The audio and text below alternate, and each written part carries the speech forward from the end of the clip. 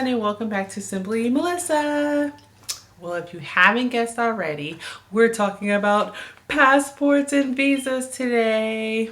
Okay, so you got your orders to overseas. Your next step will be to get a passport or a visa. If you are a U.S. citizen, you'll be getting a passport. If you are a non-U.S. citizen, you will be getting a visa. You have two options for passports. If you already have a passport, what you're going to need to do is go find your passport, open it up, look in it, and see what your expiration date is.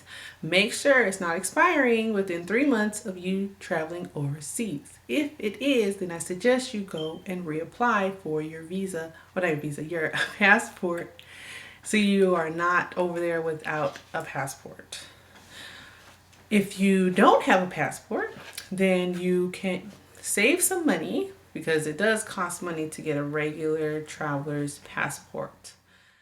The annual fee passport is free and you don't have to pay anything, but you will have to go through a couple different steps to receive one.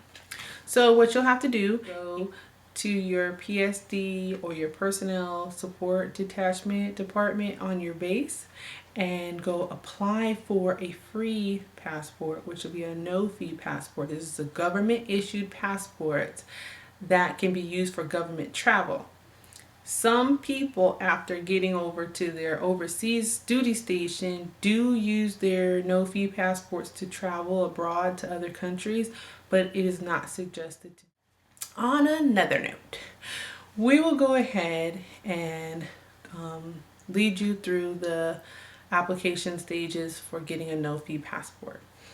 You can go online and Google DD Form 1056, or you can go over to your personnel support detachment department or your human resources department and pick up a DD Form 1056. They look like this.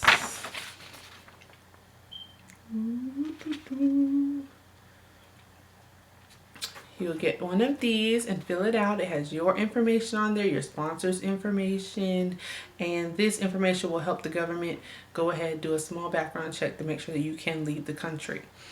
So you'll want to get one of those. Get your marriage license, your birth certificate, your social security card, and you're going to need to take a picture. This picture needs to have a white background.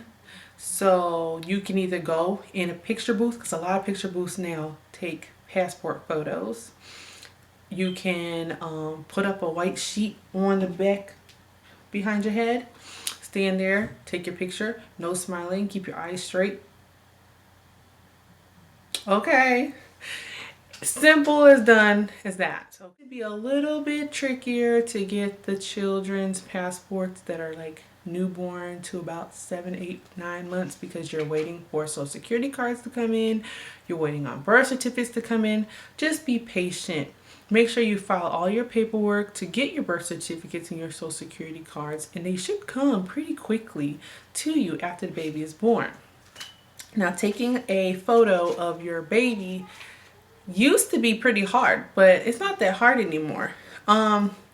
You can opt to do it the tricky way that I did. I had my baby and I put him into a photo booth and I held him up and we made it work. Here he is. And he was like 2 months old and he got his passport photo done.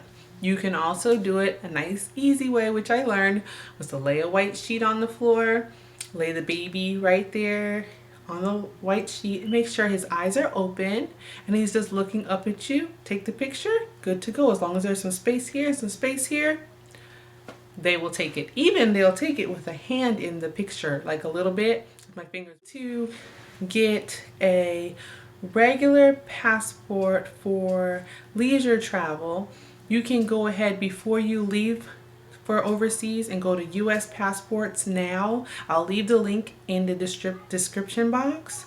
You can submit a passport application there. Or if you need to get a visa, this is for our non-US citizens, they can go over to usavisa.com and it'll have step-by-step instructions on what they can do to get the visa. If you need a visa, you need to start the steps early. The earlier, the quicker you'll get it, because, excuse me, visas take a long time for all the paperwork and everything your sponsor has to fill out and you have to fill out and submit and resubmit. So please take your time at making sure everything is done correctly, but hurry and get it all done before it's time to. When you fly to your other country, as soon as you get there, you need to get a SOFA stamp. The SOFA stamp is a status of forces agreement stamp, and that states that that coincides with your orders, that you are a U.S. citizen or you're a government citizen. You're going to Singapore. When you get to Singapore, they're going to put a SOFA stamp in there that says you're coming from the United States because you're on orders. And then when you leave, they'll stamp it again that's saying, well, this person left on this date. So you can't go back and forth without the SOFA stamp. Make sure you get your SOFA stamps.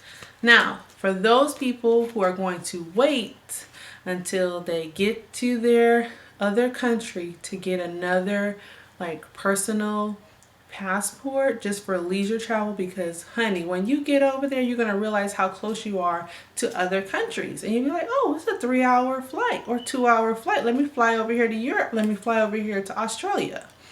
So what you're going to want to do is go online and find out where the nearest U.S. embassy is and look it up, and it will have on their website for the U.S. embassy for that country will have a website. On the website it'll say passports. Go to the passports part, make an appointment to be seen at the embassy, and they also will have an application form on there.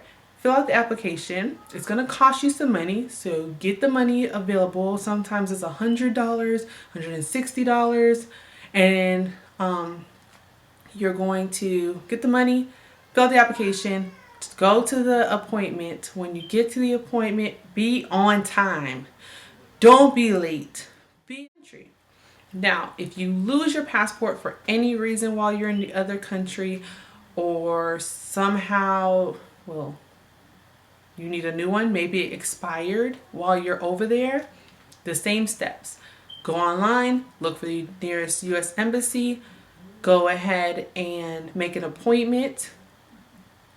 Make sure you're on time for your appointment, fill out your paperwork, bring your money, bring a photo, and they'll go ahead and they will submit your application for another passport. If for some reason you need an emergency passport, like you have to fly back or you have to fly someplace within 2 weeks or 4 weeks, they may issue you an emergency passport. I have seen it done.